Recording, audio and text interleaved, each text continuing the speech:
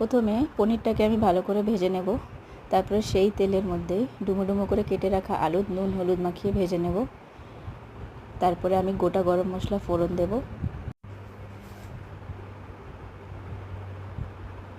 তার সাথে আমি দিয়ে দেব পেঁয়াজ আদা রসুন কাজু আর চারমগজ বাটার পেস্ট।